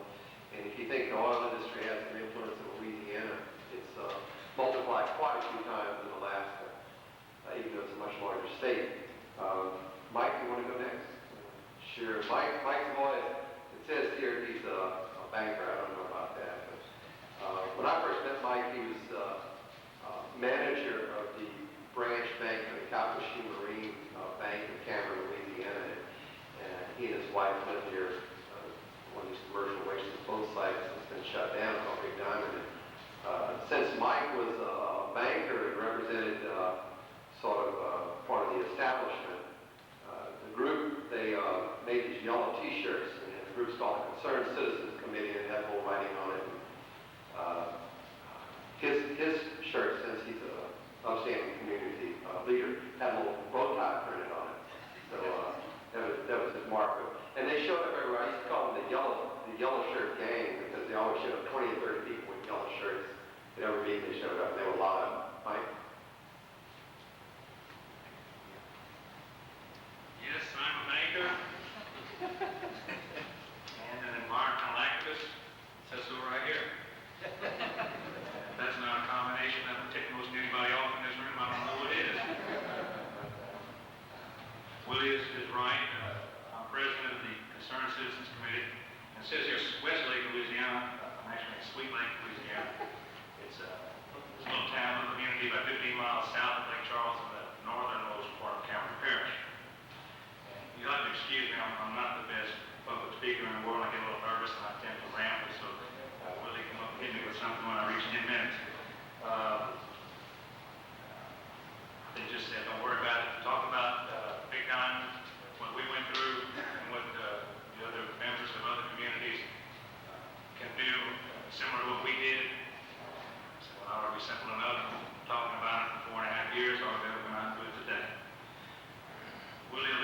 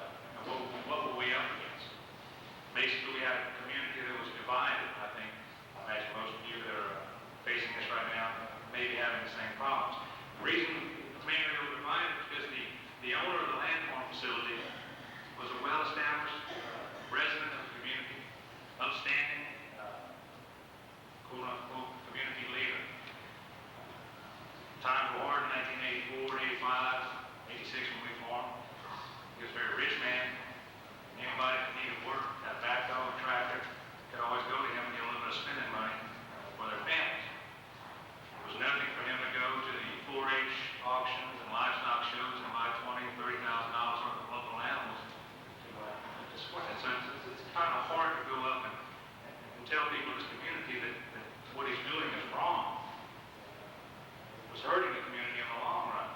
And we've talked about the health effects and all the other technical aspects. I'm not going to get into that. I'm sure someone else has alluded toward the economic effects the community has that's straddled with this, property depreciations, inability or lack of ability to grow and prosper because you've got a hole with billions of gallons of sludge in it that nobody wants to do anything about. We have a large high hill to climb as far as the community was concerned. We took it on. We got on the phones. We talked to the people. We went door to door, telling them what we thought, what we felt, proving to them that in the long run what was happening was not good for this community. Faced a lot of opposition initially. But as time passed, and I'm talking about a very short piece of time because we were coming upon a public hearing for the proposed site. And continued to work with the individuals, work with people. By the time we got to public hearing, out of the 900 voting residents of Sweet Lake, Big Lake community, less than 25 refused to sign on the petition. They didn't say they were for the site, they just didn't want to sign the petition because they were concerned of the aftershocks of them signing. And only two people in the entire community that had just a month before and stood up vehemently in support of this guy, stood up at the public hearing and talked in favor of the proposed facility. I think that's a great accreditation to the committee and to what a group of small group of people can do in a short period of time. They really have their hearts and minds into it. We went to the local police bureaus. We didn't really have to do this, and I'll tell you why. The owner of this facility had got to them first and said, I really don't care what you people decide to do, I'm going to do it anyway.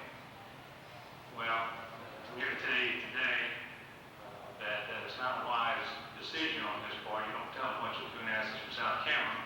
You don't do what you want to do and don't care what they think.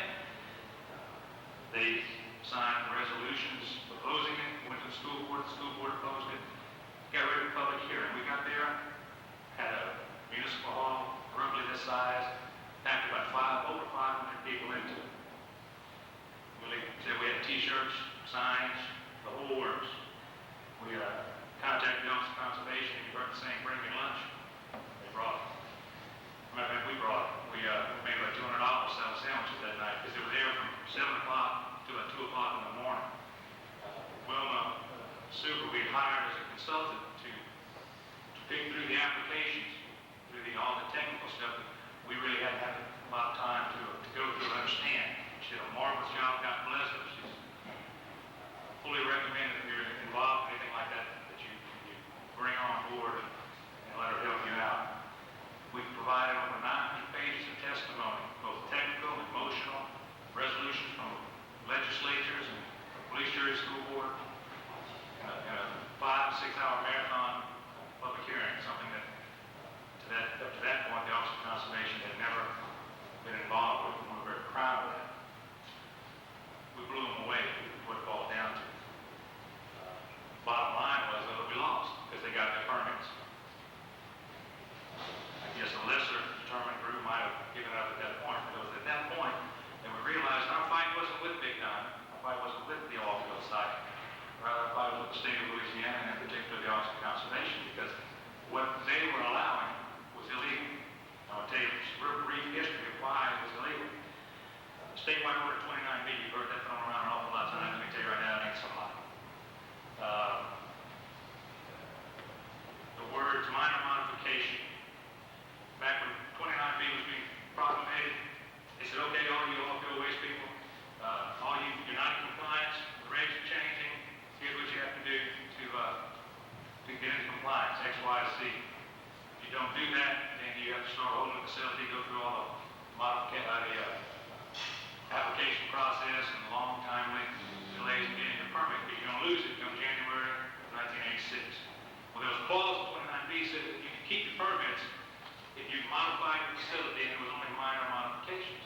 Oh, okay, no big deal. Well, what Big Diamond did was they wrote a letter to then Commissioner Herbert Thompson and said, okay, Commissioner Thompson, here we are. We've got this 40-acre oil-field waste pit facility with one injection well. It's located right here. Well, about a quarter of a mile away, we bought this 244-acre tract. We just want to make a land farm facility. Now, I know it's a whole new technology, but it's no big deal. We also want to put 3 injection wells on it, but now I know we only had 1 before, but 3 is what we want. That's no big deal. And by the way, we figure we're going to spend $1.5 million, $2 million to build this thing. Commissioner Thompson read that and said, looks like a minor modification to me. Approved. Well, we took that task to him at the public hearing and again in his office. And he said, look, go back and read 29D. I have the power. I have the authority. And it's true. You read that in between the lines, he's got the broadest powers and discretion of any director of any other state agency. He can do basically what he wants to do. That's one of the things that was alluded to earlier, that some things need to be changed. Well, we didn't stop there. We went back to the police jury and said, hey, this is illegal. Here's why, ABCD. They said, you're right, this is illegal. What do we do? Well, let's sue them. They're suing you, why don't you sue them? Okay, we'll sue them. So we went to the Attorney General. Willie Subra, through him, God bless him. He helped us too. Went to some of the high-class attorneys at the Attorney General's office and said, hey, this is illegal. Here's why, ABC. So we'll leave it here, we'll get back to you. A couple of days later, they called up and said, hey, guess what? That's illegal. I said, what you gonna do? I said, we're gonna sue. It's okay. It all filters up to Attorney General Gus.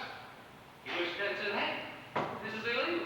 What are you gonna do? I said, we're gonna sue them, and for the first time, to anybody's knowledge in history of the state, they sued the Office of Conservation, the director himself. So now, here's by the time all this happens, administration changes, and now we've got Commissioner Batchelor in, and he comes in office, and here he's got the Cameron Parish District Attorney and Police Jury suing. He's got the Attorney General suing him. He's got Randy Roach, who had just been elected and probably cut his environmental teeth on the Big Diamond case, on his blood, one day after the next, as we were on top of it. We went to Dennis Stein. Dennis Stein, we said, hey, look what your director did. He said, hey, that's illegal. You can't do that. We tried to get to the governor.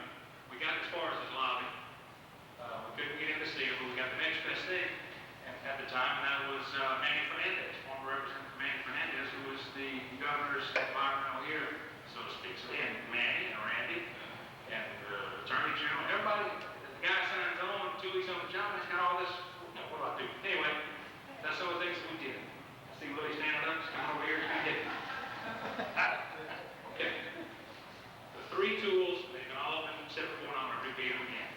First tool you can really use is just talk to people. Talk to anybody that listen. Sooner or later, you're going to get to somebody that can do some good for you.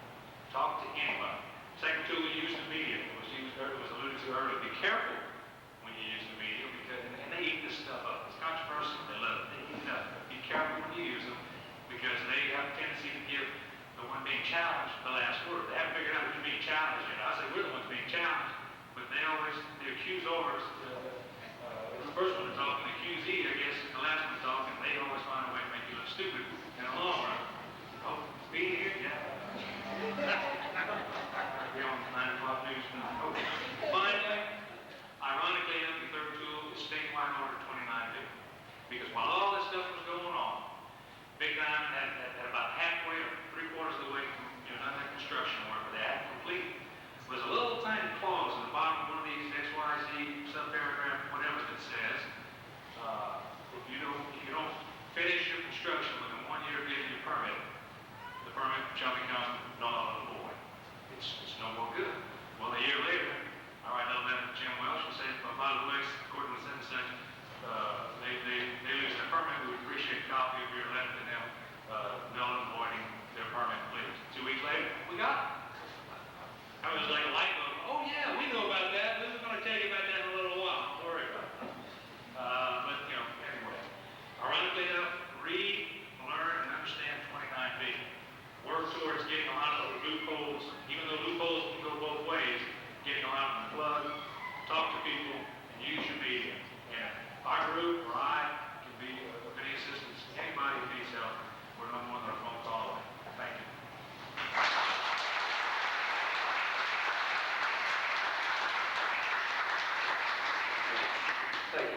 when I go on the speaking circuit, I'm gonna have Mike precede me, tell us nice things about me. I guess I'll have to open that bank account in your bank now or something, one of those special checking accounts. Our next speaker, who fortunately just showed up, is Tom Callender, who is an MD, has a practice in Lafayette, Louisiana, and has got me interested in environmental health, in particular occupational health of workers who are exposed to a lot of solvents and chemicals, and is doing some really groundbreaking work in Louisiana. Spent this week looking at some workers from North Carolina who have been exposed to some military waste. Tom is also the chairman of the board of a group called LEAN, Louisiana Environmental Action Network, so he is involved with citizens and grassroots groups across the state. Tom? And while he's walking over here, don't forget, there's this social get-together at 4 so that we can get to talk to this lady from Alaska. So gosh, that's a long flight, to come down here for just a few minutes. So we need to talk to her.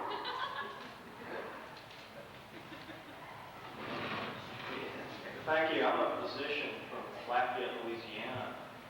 And several years ago, I got involved in this kind of accidentally, the issues of environmental health. I had a person who worked for me who had a relative who worked in the oil field and had been using a solvent. And that person came down with some very bizarre types of illnesses that was very hard to get a grasp on. And after getting involved in it, realized one thing, how little training most physicians have. There's just millions of chemicals that exist and being invented, and it's a little difficult to keep up with them all unless you specialize in it. And I found myself after a while with several patients that really had nowhere to go that I could tell where they could really get medical care. So about 6 years ago, I got real involved in the topic. And the more I learned about it, I realized that there are just some amazing issues that just really surprised me. And the political, the financial, all the social issues, which I think you've been talking about today, really very often define the health impacts, because most of these chemicals are really known to have been dangerous for many years, and they know that anything that's similar is probably going to be dangerous. But for all the complicated reasons of why the society goes the way it has, I find a lot of people being exposed in the workplace to various heavy metals and solvents and various toxic gases that I really don't think there should have ever been a reason for it to happen in the first place. It really wasn't necessary for an economic standpoint. It was more of a historical thing. Somebody did something because they had done that procedure that way for the last 20 years, but then a new chemical comes along that's more toxic and they may not realize it. And I think that this country is really going to need, after my observations of illnesses that have been generated by these so-called non-hazardous materials, I think this country, if it really wants to preserve the health and the well-being of its population, is really going to have to take a serious look at the way we do business. There is not a day that goes by that I don't see patients that were thought to have nerve damage, brain damage, arthritis, kidney problems, high blood pressure, some mixture of diseases that when you really look at their background and what happened to them, they were very often exposed to some kind of toxic material. Then you go to a toxicology book, you can find where it indeed does that.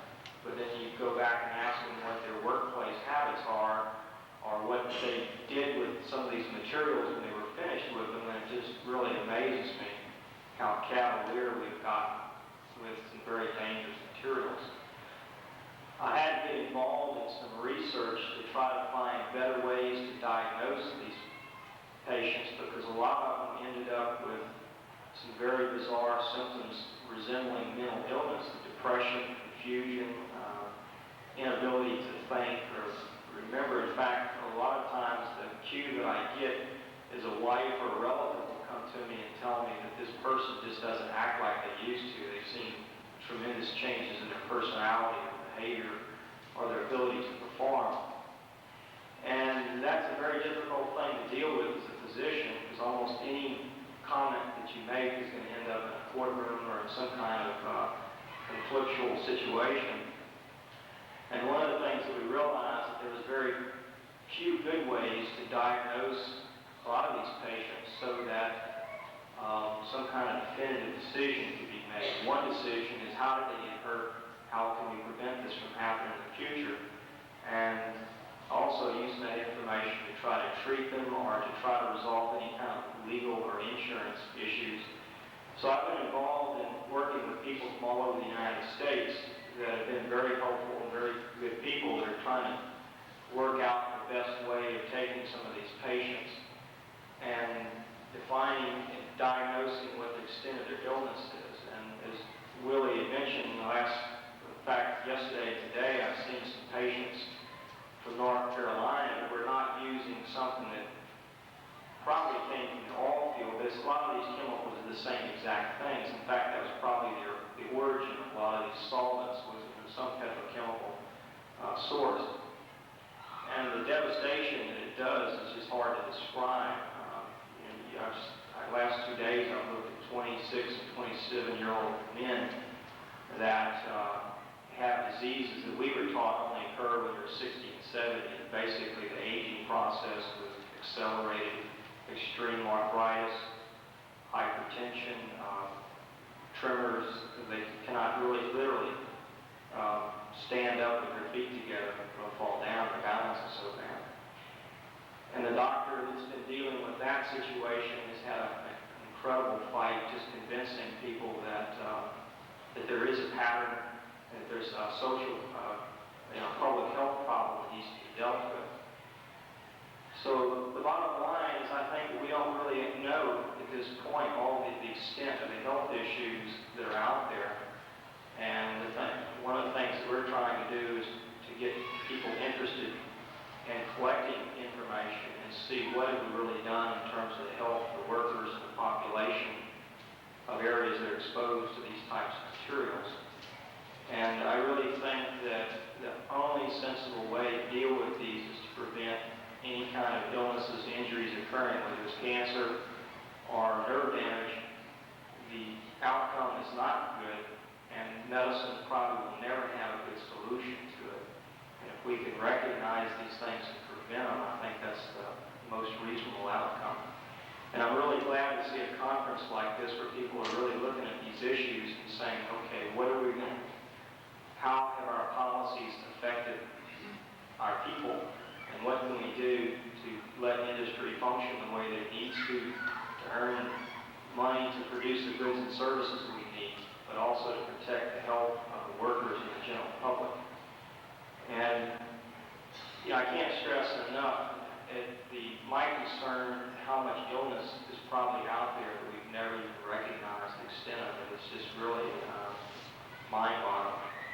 But I suspect that there are a tremendous amount of illnesses and the financial burdens as well as the emotional and suffering that it generates, which is, it's really made an impression on me, and it's made me feel a real commitment to be involved in these issues.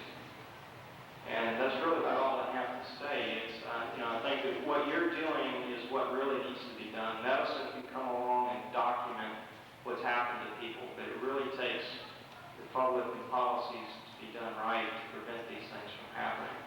Thank you.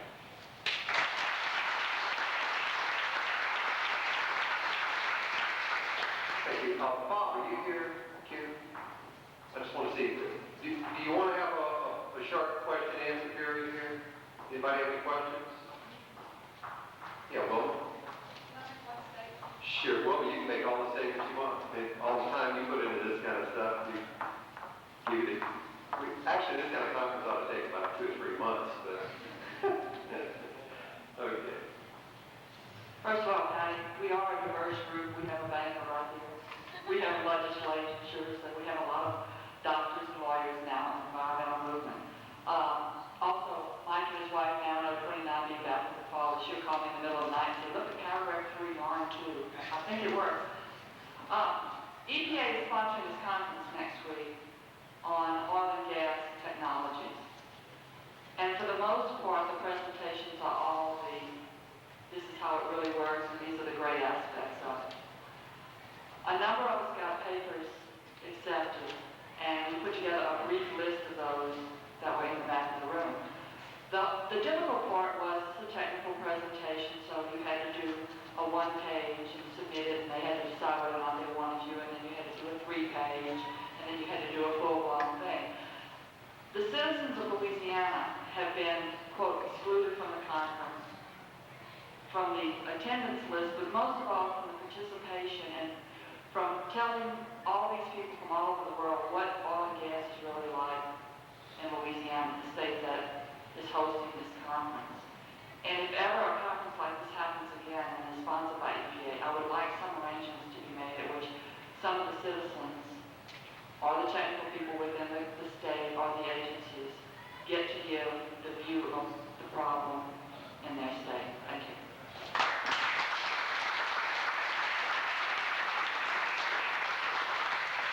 Bob, do we have enough time for a short question and answer period here? Sure, the meeting right on key. I'm sorry? The meeting right on key, yeah, sure. Okay. Are there any questions? I mean, Wilma, no, wait, come back up here. Because Wilma's got lots of answers. So, seriously, come back. Anybody have any questions? Go ahead, sir. Question, Tom. You mentioned problems with salt and salt exposure. Are you specifically talking about carbon disulfide or are there other solvents that are problems?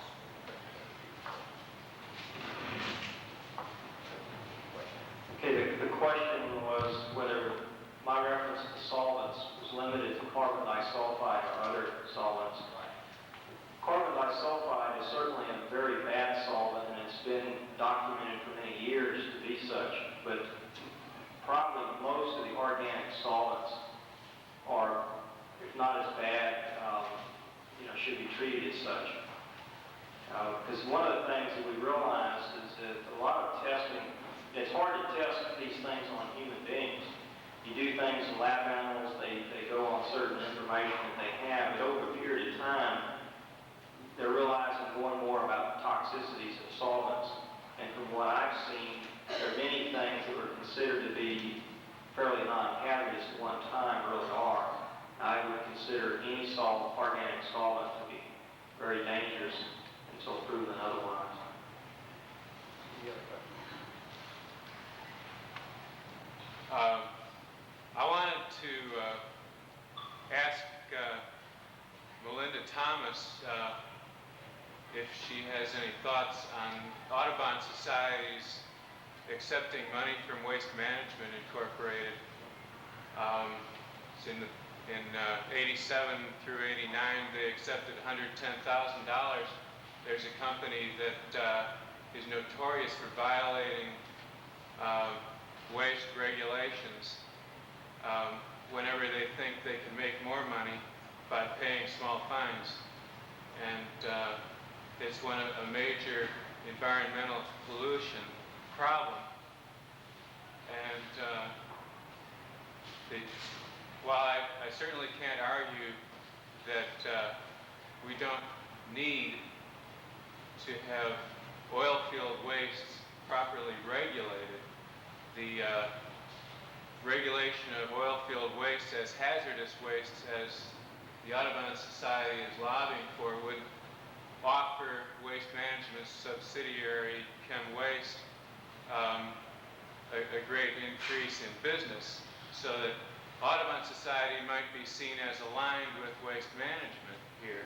And this is coming at a time when environmental groups are having a real hard time with industry and government officials trying to put on green faces and pretend they are in fact environmentally concerned when they may be just trying to legalize pollution. Well, I don't know if Melinda's still here, but a lot of organizations get money from corporations, and have had great difficulty with that. The question is, Cal is saying that National Audubon has got significant amounts of money for waste management or chem waste, and does that taint their thinking and make them not necessarily a true environmental group that is concerned about the environment, or they are in alliance with some of the waste corporations? That's the kind of question that has driven Jay Hare, who's the head of the National Wildlife Federation, crazy, because the head of Waste Management, Dean Buckrock, is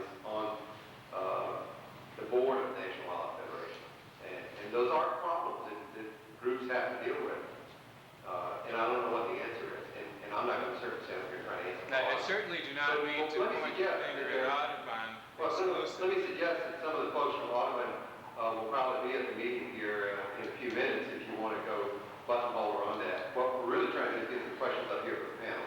And it's not to divert attention to that question. Very good question. Do we have credit? Does the state have credibility to get money out of it? Yes, ma'am. I'd like to ask Dr. Callender, do they have a center that keeps track of all this toxic waste disease? Is CDC doing anything in Atlanta? Is there a central point where all of this information is collected? Not really. This country really needs to have an occupational health registry that's extensive throughout the country. If I have somebody come to my clinic that has gonorrhea, I have to report it and go through certain restrictions to make sure that the public health concerns are taken care of. But I've seen people who were exposed to 300 to 400 people at a time exposed to certain, say, solvents that probably cause brain damage to the majority of them. And it was we actually had to force most government agencies to even want to listen to you. And there's a lot of history behind that, but it needs to be changed. Yeah, I just want to respond to that question. Richard, why don't you come? I wanted this guy to stand up anyway. This is Richard Miller, who has been in Louisiana for about 4 years, working with all chemical atomic workers unions. Get up there. And before he left, he got the union members so aware of environmental problems that the local OCAW union in Louisiana down in the Geisler area had voted the membership to impose on themselves $5